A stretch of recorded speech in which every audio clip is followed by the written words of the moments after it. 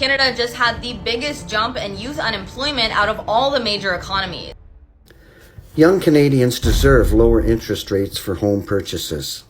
Can someone explain to me how do we live in one of the best countries in the world, yet young, educated Canadians? It's not that world anymore. It's a different world. The housing prices. I work in tech. How am I going to buy a house for myself? Every single day I'm hearing more and more Canadians leaving Canada. A new report finds that half of young Canadians are spending over half their earnings on rent. Basic living expenses are insurmountable as a young person in Canada today. The housing has been really high and it's been hard for a lot of these younger people. Youth unemployment rate in Canada was 14.1% last month. Yet today, countless young Canadians are being deprived of this critical experience. 84% of young people in Vancouver, 75% in Toronto, all saying the same thing. Welcome back to Canadian Rant, the channel where we speak the truth that Canada's leaders refuse to say out loud. Today, we're talking about a crisis that is breaking an entire generation.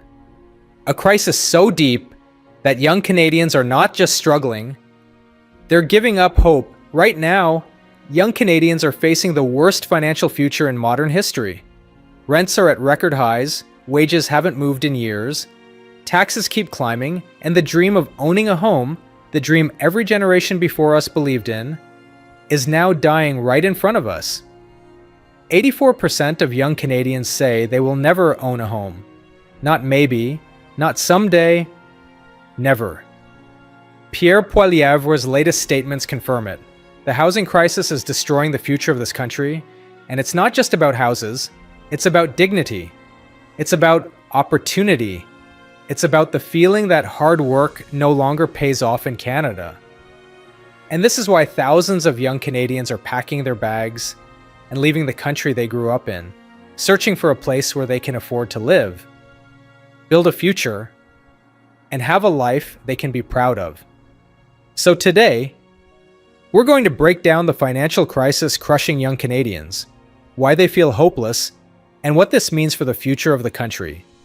Canada just had the biggest jump in youth unemployment out of all the major economies. That's right, unemployment rates for Canadians aged 15 to 24 have risen by 3.6% in the past 2 years, the biggest jump out of the top 25 economies in the Organization for Economic Cooperation and Development. And as of May, the unemployment rate for Canadian students in that age bracket jumped to 20.1%, the highest level seen since the mid-90s. Can someone explain to me how do we live in one of the best countries in the world, yet young, educated Canadians cannot even find jobs? Stats just came out and unemployment in young Canadians is at 13.5%. You've got the degrees, you've got the experience, you did everything the system told you to do, but you're back living at home, applying for jobs that pay less than your student loan payments. Inflation's at a record high, housing's unaffordable, and groceries are a joke. The craziest part is nobody's talking about it like it's a problem. So how is it in a country this wealthy, generation that's the most educated in history,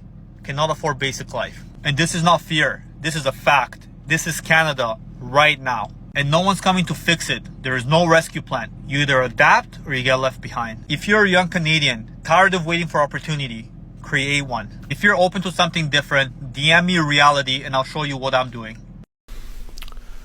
Every single day I'm hearing more and more Canadians leaving Canada. How do we go to a point where the same people who helped build this country now leave in this country? Well, guess what? They're just fed up. They're fed up with all the restrictions. They're fed up with all the uncertainties. They're fed up with the fear of the future. We need to change that, and we need to change that now before we lose the best that we ever had and the best that we might have in the future. We need to change now. My name is Daniel. I voted for change because for the last 9 years, the housing has been really high and it's been hard for a lot of these younger people. I'm 20 years old and some of my friends are 24 trying to find their own houses. It's really hard. So I really hope that Pierre does his promises and we can cut the housing costs. A lot of younger people in places like Canada are really buying into hardcore socialist / almost communist policies. The reason why is because they've been removed from the capitalist system because they cannot afford a home. They can barely afford their own rent, and groceries have gone through the roof. So their basic living expenses are insurmountable as a young person in Canada today. So the tendency then is to go, well, we need to redistribute wealth from the rich because they've made so much money. They've got all these assets. They're already set for life, and we're barely making it. We're struggling. So when you're in that position, socialism/communism becomes a very attractive ideology. So I think that's a big problem, and that makes it difficult in a place like Canada in particular. Now, You're not going to believe this, folks, but the youth unemployment rate in Canada was 14.1% last month. Meanwhile, Mark Carney just gave $25 million to Senegal to help with their youth employment. Make this make sense. Now, why would they give $25 million to Senegal when we have Canadian youth that could use that support? So Senegal's youth unemployment rate is just 4.1%, but Canada's is 3.5 times higher. Here's a question. How do you explain to the Canadian youth that our Canadian government will not invest in them, but they rather invest in other people's jobs overseas? It's actually unbelievable, and that's such a big slap across all Canadians' faces. Never forget, the biggest threat to Canada is the Liberal Party.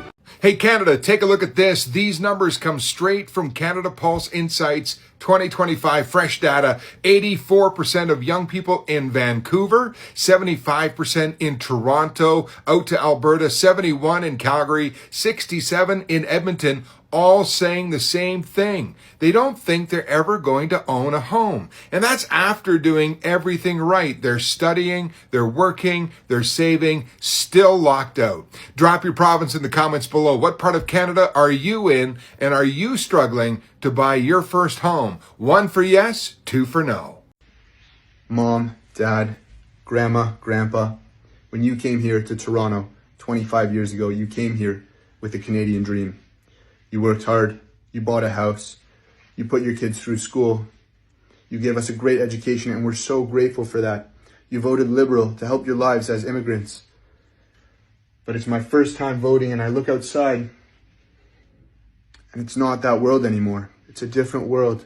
The housing prices. I work in tech. How am I going to buy a house for myself before I'm 40? We don't have that luxury anymore. Guys, we got to buckle down. It's game time now.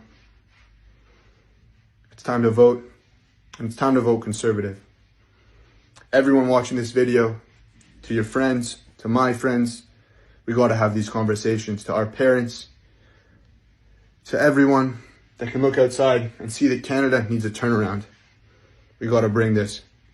The minister's approach is missing the biggest and most foundational part of Canada's housing crisis. You know, the reality is that most young Canadians still want to own homes, not just for wealth building, but for the stability and having the space to start a family that comes with them. And the reality is, you know, renting isn't inherently bad, but in Canada, you don't have that, you know, the ability to really grow a family and have that stability and know that you're going to be in a community long term when you're renting.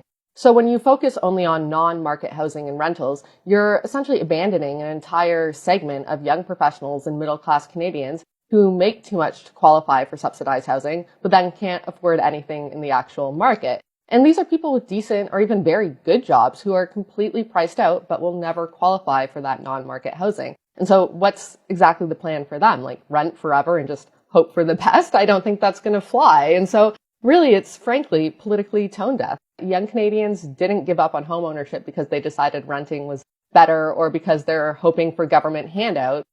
They're being forced out of a market that used to be accessible to the middle class just a generation ago. A new report finds that half of young Canadians are spending over half their earnings on rent. That's right, 49% of people aged 18 to 25 and 34% of all renters said they spend over half their income on rent. And 57% said they were considering moving to a new city due to high rent costs. A 2024 report also found that while homeowners saw their net worth increase by 9 to 13 times their household disposable income since 2010, renters saw their net worth grow by 3 to 3.5 times in the same time period, making it harder to become a homeowner and build wealth long term. Let's talk about the job market for young Canadians for a second. This is something that is easy to overlook, but if you're in that spot, today it's absolutely crushing. Your first job as a young person gives you a taste of productivity, responsibility, and agency. Yet today, countless young Canadians are being deprived of this critical experience. The decline in entry-level opportunities, particularly for high school students and those simply seeking income, has become a pressing issue. Summer job postings, for instance, have plummeted by 22% compared to last year. So why is 2025 any different than 10 years ago? In part, it's because of the dramatic rise in temporary foreign workers. In 2019, Canada admitted 84,000 temporary foreign workers. By 2024, that number more than doubled to 192,000 temporary foreign workers. According to the National Post, between 2016 and 2023, sectors like restaurants have seen a 634% jump in temporary foreign workers. Who's to blame? Well, companies are the culprit here, and the government is the enabler. Companies justify these hires by citing labor shortages and applying for something that's called a labor market impact assessment to fast-track foreign recruitment. But it's obvious to anyone with a brain that it's just a self-serving corporate strategy disconnected from genuine workforce needs. And this is why you see so many young people upset with the federal government. It all started after Justin Trudeau was first elected.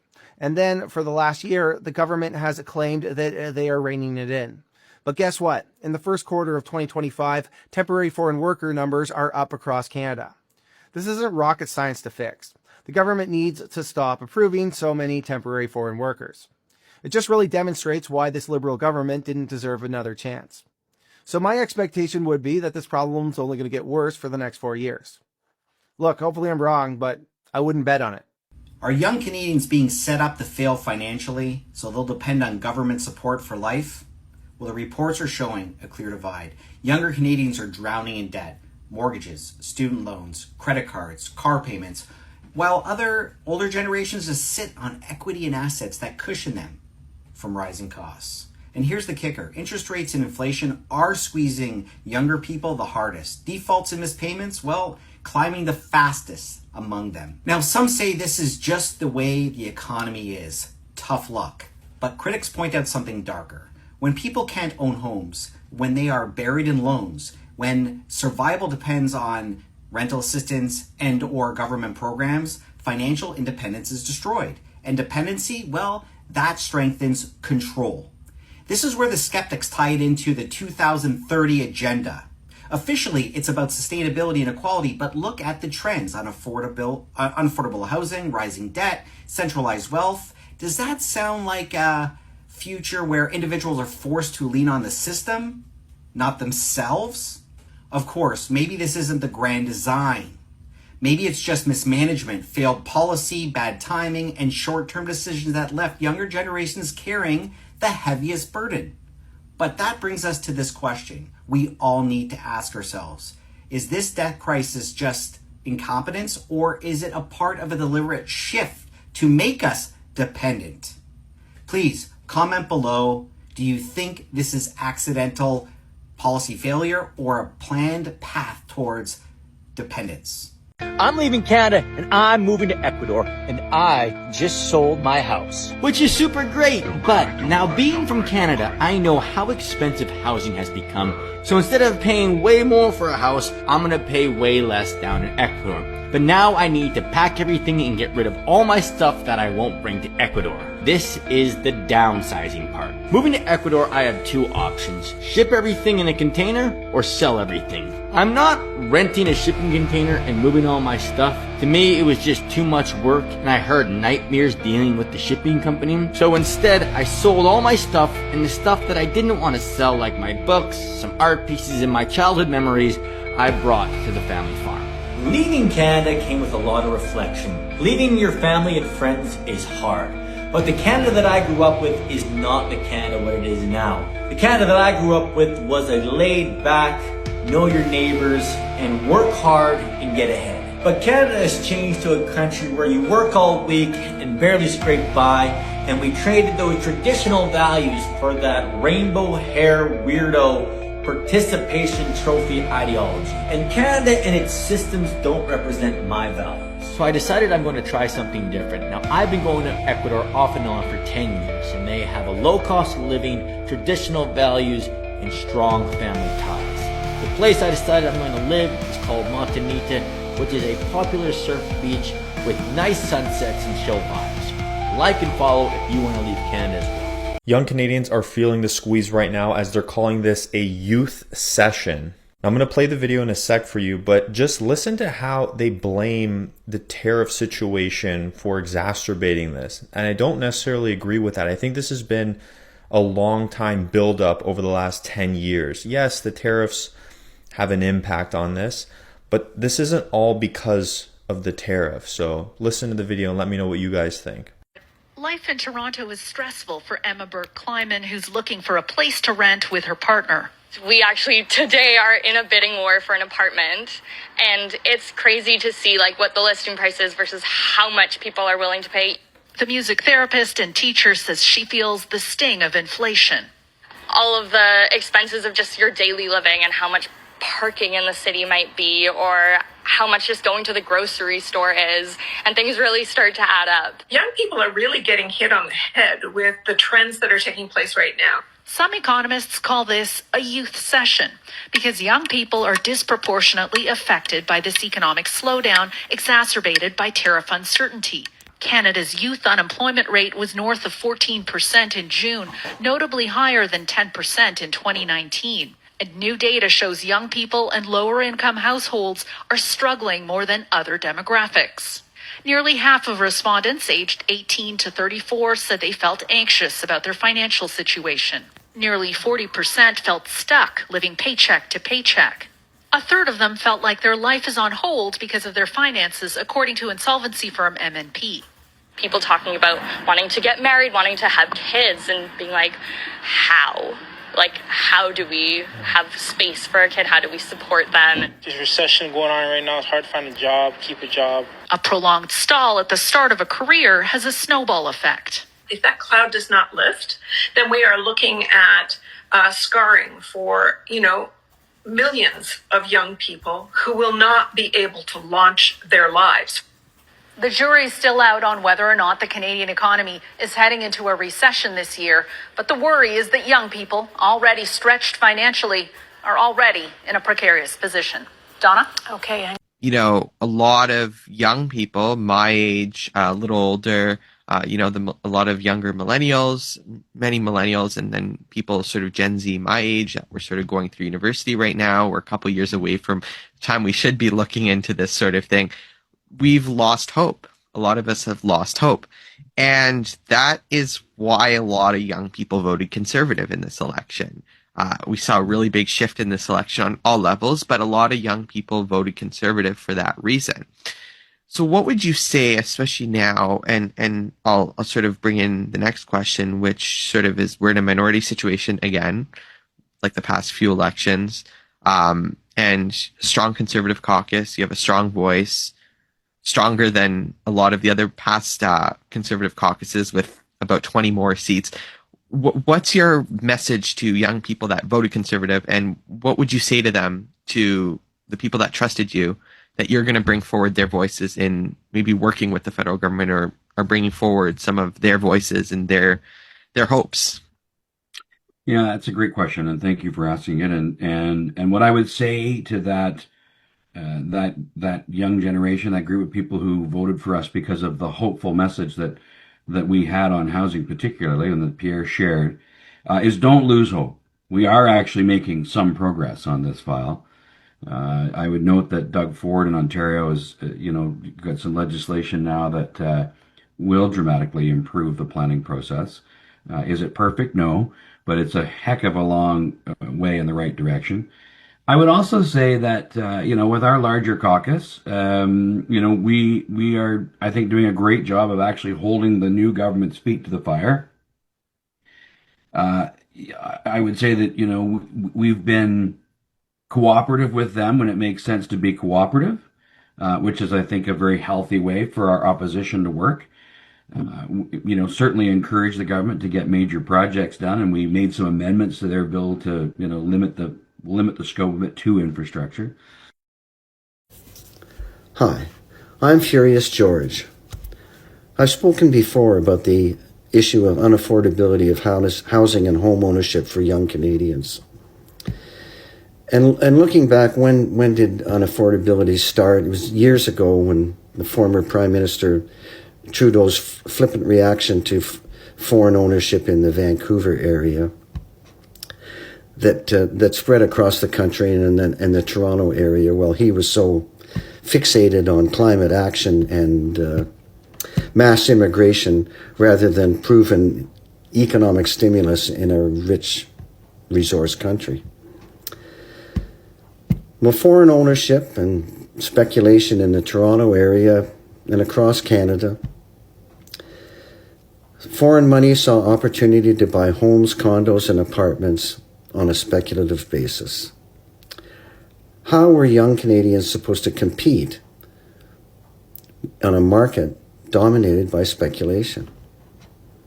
The Trudeau government had no plan and failed to understand a growing problem. In the wake of the COVID crisis, the Trudeau government printed oodles of money. And then the ensuing inflation forced the Bank of Canada to raise interest rates to fight inflation.